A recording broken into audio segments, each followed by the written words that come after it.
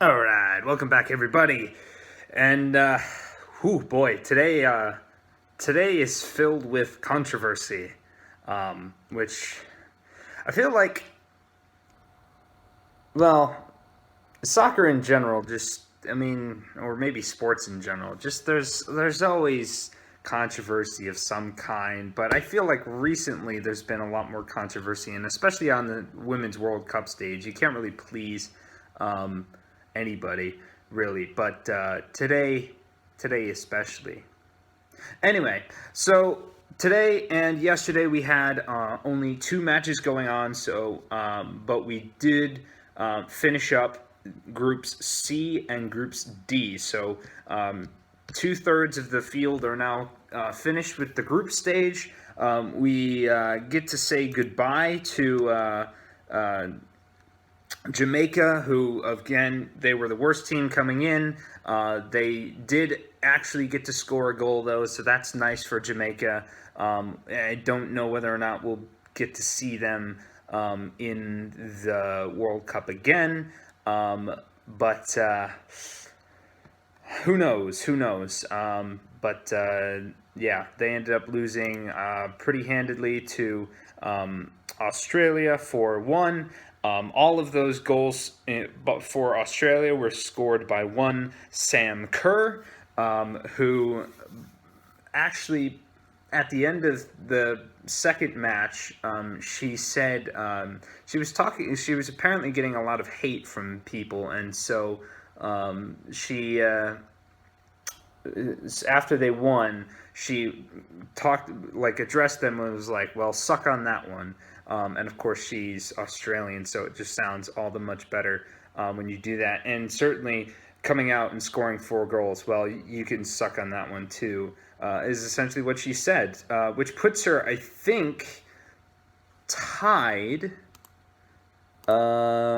Yes, tied at 5 goals for the Golden Boot, which is the most goals in the World Cup. With that being said, there's still one more match for the United States to play, and I think Alex Morgan will get in, we'll just have to see what happens. So Australia won their match, and then Italy and Brazil also played. Now, Group C was interesting because depending on the result between Italy and Brazil, you could have Group C finish with 3 teams on 6 points. That has never happened before in any World Cup in female or male form, and it's extremely rare because that would mean that you've got 3 teams that are really fairly even. Just the way that the group pools work, that just doesn't happen all that much. And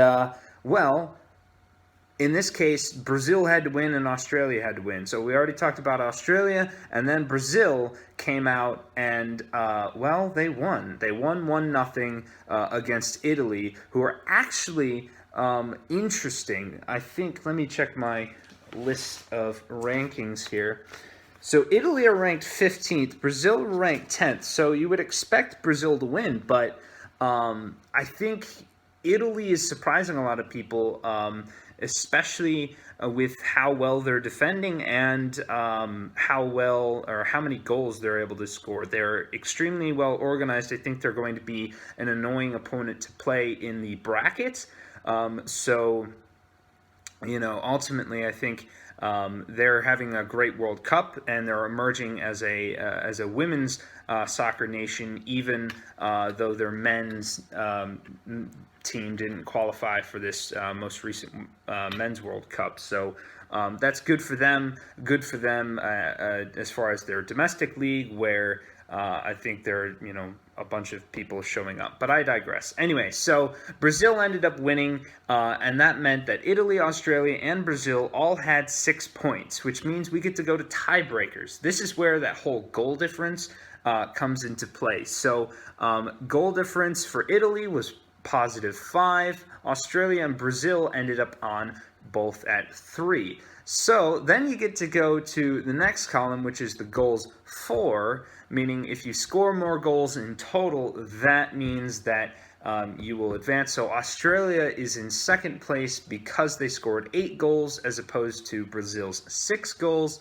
And boy, it's chaos. Well, I'll talk about chaos in just a sec here. But Italy, top of the group. Australia coming second. Italy, of course, gets to play an opponent that's not as good. Australia has to face off against someone tougher. And Brazil, they are definitely through onto the next round as the best third-place team, which makes perfect sense. They have 6 points to offer. I'll talk about the third-place teams in a bit as well. As for Group D finished up today, we had England playing Japan to try and seal off who would be at the top of Group D. My prediction, I think, was England to win the group, and that was proven true. England haven't looked to be their best, but they have played some tough defenses. They got the win 2-0, but Japan certainly looked very threatening. You would expect them to. I think Japan they're a young side, and they're sort of preparing for the Olympics in 2020, but they're still Japan. They're still ranked 7 in the world. I think they still have a lot to offer, and they certainly looked pretty dangerous on certain things, if not for some other just goalkeeping in general. So they won 2-0, which meant England finishes on 9 points, 3 wins out of 3. Japan are in second with 4 points, and then we had to figure out who was going to be in third place. So Scotland came into this match needing to win to put themselves in the running to go on to the next round. Argentina had 1 point, and they could use a win, and also a draw works. There's a lot of off-field stuff. They've had to deal with a lot of sexism in their country, and certainly I think at some point they didn't even have a team. It's just there's a common theme with a lot of these teams, like Jamaica not being funded, Thailand not being funded, of teams getting to where the World Cup and just doing so through a lot of sexism and stuff, which plays into the game today. So Scotland started off this match pretty well. And by pretty well, I mean they scored, I think, 2 goals in the first half. And then they came out and scored another goal. So they were 3 goals up. 3-0 was the score, I think, going into the 75th minute of the game. So like 16 minutes left of the whole match. And then Argentina scored. And then they scored again. And then in the 90th minute, the last minute of basically anything, or, well, there was, 4 minutes or so with extra time, they got a penalty call, and then the drama ensues, and the chaos ensues, and there's this running theme right now with the Women's World Cup where penalty decisions or penalty kicks have to be retaken because the goalkeeper keeps in many games keeps taking a step off their line to save the goal. Now, in years and years, and we're talking decades of soccer history, no one has ever enforced that rule of needing to stay on the goal line to defend a penalty kick. In fact, Brian Ascuri in 1999 famously took like a large bound forward and then shut off the angle to save the penalty that ultimately got the U.S. women their second World Cup win. So with VAR now, which is video review, they can obviously see every time a goalkeeper takes a step off their line. I personally think the rule needs to be changed, or there needs to be leniency restored, because it's impossible enough for a goalkeeper to stop a penalty. Now you're asking them to basically anchor themselves onto a line that will give them less of a chance, and it will mean that a penalty kick, rather than being more 50-50, which I think it should be more 50-50, so that there's a little bit of fairness to it. There's a little bit of, chance instead of trying to basically make it 100% guarantee. Most penalty kickers, though, or takers, make it 100%, but that's what should happen. They should be trying for that, not just, it's because the goalkeeper basically has like a ball and chain stuck to their leg. Regardless, the penalty was saved, then they had to retake it, the penalty was then scored, and Argentina tied the game up at 3-3 with no time left. Which meant, well, Argentina goes into the third spot at 2 points, and Scotland goes in and is knocked out with only 1 point, and a very disappointing end where they lost a 3-goal lead, which had never happened before. This is also a first. So in the history of the Women's World Cup, no team had gone 3-0 down and come back to get a point, which is just an unfortunate stat for Scotland to take. But there's a guy on Twitter that I follow. His name's Paul Carr, and he one of his famous things that he likes to do is, first of all, he likes to just put out a bunch of stats. He's a stat guy, and he'll put out, okay, so this is how a team goes through the next round, whether it's through a win, and he'll propose these basic scenarios, logical things. But then he comes up with the root for chaos scenario, which is what crazy stuff has to happen in order for there to be some weird tiebreaker, whether it's through like flipping a coin or something, or they have to decide things on there's like the good sportsmanship, which is how many yellow cards did you get or red cards did you get, and you have a certain amount of points for that, which is like an absurd tiebreaker that's like down the road and across the street or something. In terms of tiebreakers, because you go goal difference, goals for, goals against, I think, and then you get there to the fair play, I think is what it's called.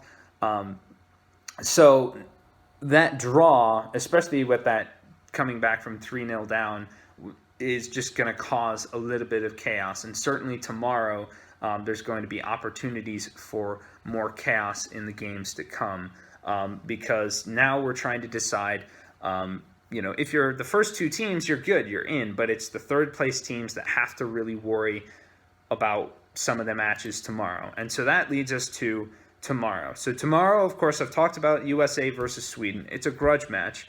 The last time we played Sweden in a tournament, we got knocked out in the quarterfinals. Hope Solo said some naughty things. Well, not necessarily naughty things. She called them cowards, and then she got kicked off the team. And now, there might be some hard feelings there, but also there's the question of who wants to win the group. And I would say, if the United States is a winning mentality team, we're just going to go for it and win. Not only for the grudge value of it, but also just because I would like to win, and I'm not going to play less hard, because it's why do that? Why put yourself in that mindset of, okay, we have to hold back? No. I think Jill Ellis is certainly going to go for it, especially the way she responded to the 13-0 thrashing of Thailand. So ultimately, it's going to be all ahead full for the United States, and Sweden, I think, will look to meet the challenge, of course, because they want to go ahead and play the easier team, not the harder team. That's at 2 o'clock. Thailand versus Chile. Chile is at 2 o'clock.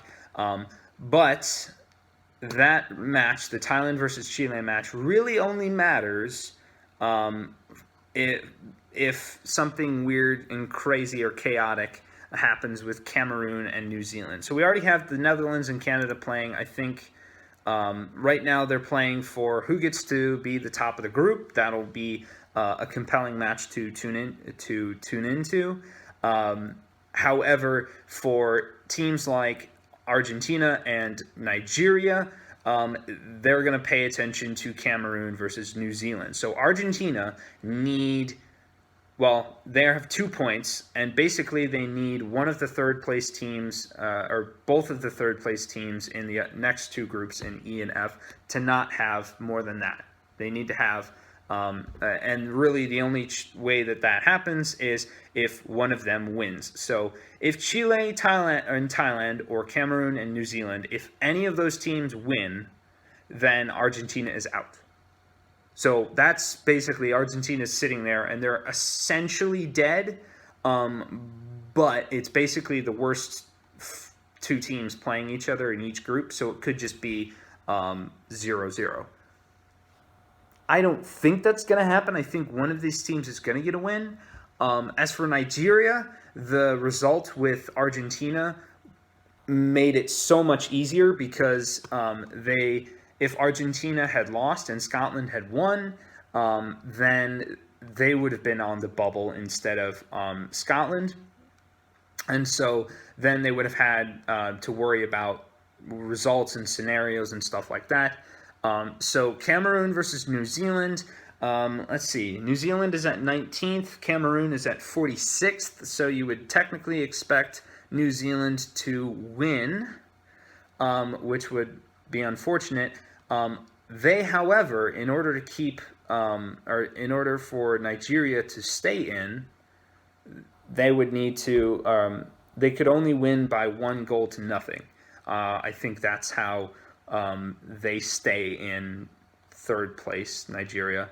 It's either that, they only need one of two things to happen. That's either Cameroon could either, I think it's either a draw or a New Zealand win by 1 goal, or Chile and Thailand draw, or, Chile wins by 2 goals and Thailand can win by any amount because of their massive goal differential. So in terms of rooting for chaos, as Paul Carr puts it, it's very much like, okay, you've got to have very specific scenarios to happen for Nigeria and certainly for Argentina. So it'll be interesting tomorrow to see those matches, along with watching the heavyweight sort of fights between Netherlands and Canada and the U.S. and Sweden. So that is our card tomorrow.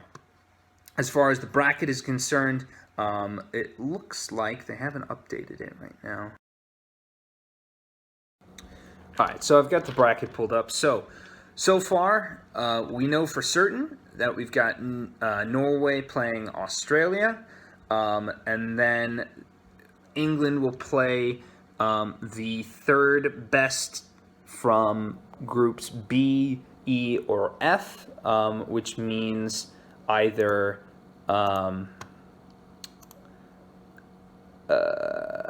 China,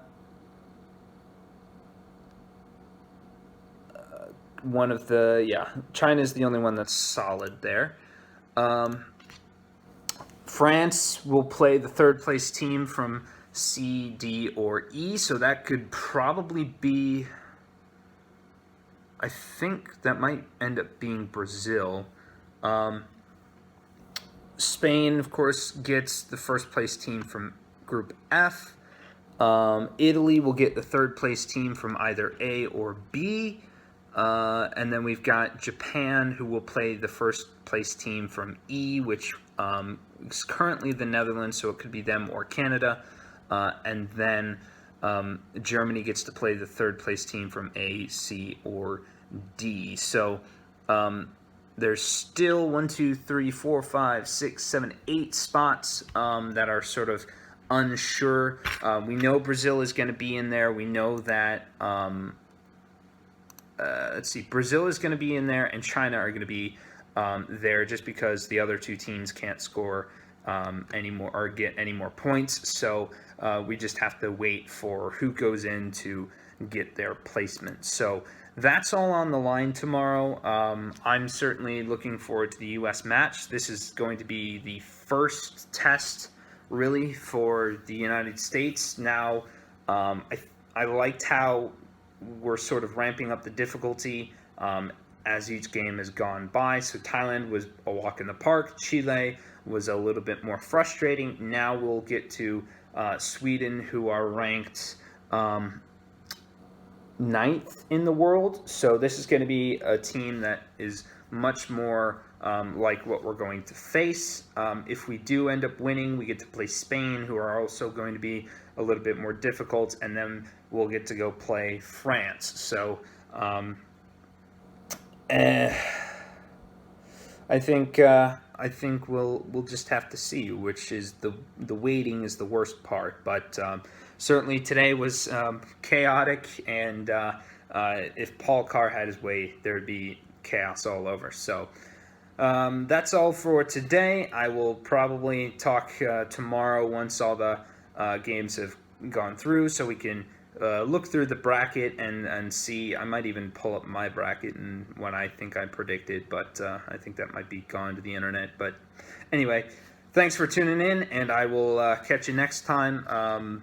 Make sure to tune in tomorrow to the matches at 11 and at 2, and certainly after 11 o'clock, we'll know what needs to happen with Thailand or Chile, or if there's some chaos in the mix. So anyway, see you around.